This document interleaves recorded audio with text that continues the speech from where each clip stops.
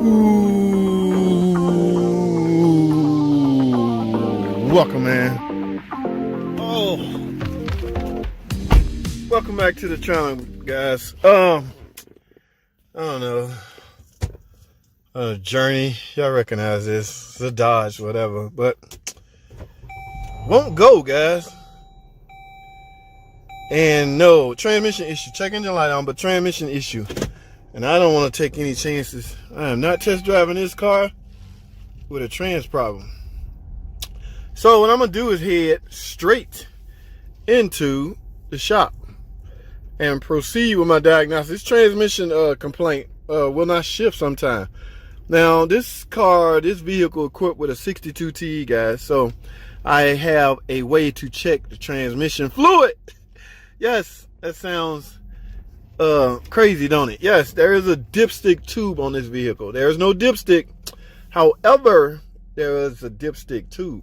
So that gives us a way to verify fluid level and condition, because both of those are very, very important and crucial to the operation of the transmission.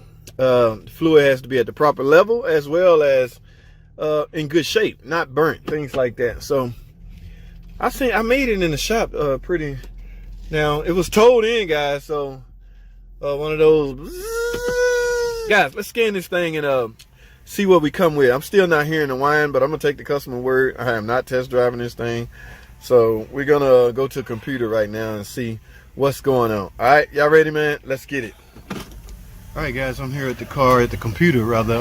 As you can see, there's a yellow in the PCM. Now, guys, follow me here. There's no box that says TCM because the PCM carries double duty. It is designed to operate the transmission functions as well as the engine function. Okay, so there's only one module, but all the transmission functions happening inside of here. So let's click this. There's also a lightning bolt for some type of update. I'm not sure which one, but we more concerned with the fault code right now.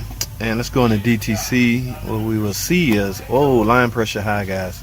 That is not a good fault code. Okay, no, that is not a good fault code at all. But we have to diagnose it, and I have to some procedure I have to go through. But for now this transmission, there is no port. I want to say I don't remember for checking line pressure physically, as in hooking a gauge up to the valve body and seeing what line pressure. However, it's checked electronically via a couple of sensors on the valve body. All right, I really need to take a look at the condition of the fluid. Look at the fluid, guys. So what I'm gonna do is let's go back to the car and take a look at the fluid. All right, let's get it. Alrighty, guys. Hey, 3.6 Pentastar. Yes, love this engine. All right, transmission, that means it's definitely a 62. Where on earth are they hiding my dipstick? Hey, there's not even a cap on here. But anyway, that's where you check the transmission fluid. Let me grab my dipstick. That is the dipstick tube, guys. I'm sorry. I don't know what's up with people, man. But taking a look at this fluid, it's brown, guys. Oh, I just gave it a whiff. That is a burn smell, guys, an overheated smell. So I'm almost guaranteed, once I go tell my manager that the fluid is burnt and has a overheated aroma to it, y'all know what he gonna recommend? You guessed it, a complete transmission, guys.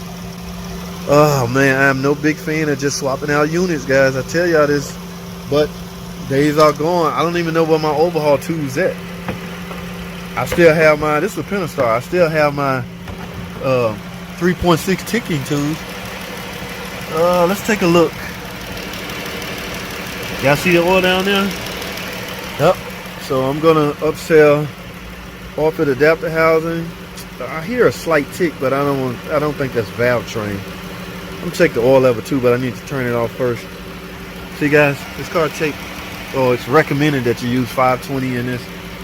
All right. So let me go tell the manager what I've got as far as the fault code. Guys, it's pretty straightforward and simple, and it's not my call. They're gonna simply recommend that I replace. Is that cooler? Yeah, I got, oh, look at that, look at down there, guys. Okay, that water pump's starting to leak in this little water pump housing, guys. I'm glad I saw that. I'm glad I'm talking to you. I really need to let this car up in the air. I'm gonna do some more diagnosis before I write up my estimate, but as far as the transmission, I'm almost guaranteed, because they have they're gonna send an adjuster out. They have some type of warranty, aftermarket fidelity warranty, and based on the fault codes, that's one of those line pressure controlled by the valve body attached to the transmission. It's time for a new transmission, guys. You can likely, and now it depends on why the computer sees low line pressure. Yes, the pump could have failed, the torque converter could have failed. It depends on, what I like to do is drop the pan, guys, and I can go from there. All right, but those parts will likely add up. The total estimate to repair will likely exceed 70% of the cost of the unit and labor. That's when they definitely want you to put a unit in. We have this thing called 70% threshold. If you reach that, it's unit time. Simple as that. All right. So guys, let me go and take care of some clerical things, and I get back with y'all, man. Stay tuned. I'll be right back. All right, guys. Here we go. 2 days later, this video I held open, guys. I mean, look what I got. Yes, guys. As you can see, that is a complete trans unit, guys. Because I mentioned the word overheated, they even got me cooler lines and a cooler. Yes, they very paranoid about repeated failures for overheating. And if it overheated, guys, there is a slim chance that some of the trash inside the pan or the torque converter likely is trapped inside the cooler. So I can understand. Let's take a look at something. It's a typical, hey, look how they boxed it, nice and pretty. Guys, oh my goodness, I'm an A&R guy today.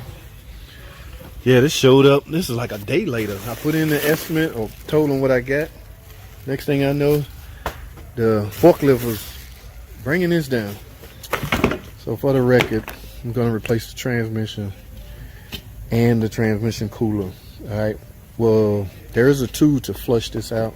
Make sure it's not restricted, but they paranoid now, guys. They much rather you just replace it, even though there's additional labor to do this. And look at this. This cooler is not part of the condenser. This is a external cooler. All right, let's go back to the car and see if we can see it. All right, yes. Yeah, this cooler is definitely not part of the condenser, AC condenser. So I'm gonna have to take a bunch of stuff off. Take the bumper and grill cover off. I may just film that part for you guys, but I will not try to refilm the transmission replacement because it's too much work. I don't have tripods and stuff laying around. So guys, that's all I have for this video. It's more of a discussion video of what I'm about to do and what I'm up against. All right, so that's all I have. Thanks for watching. Comment, subscribe. See y'all in the next video.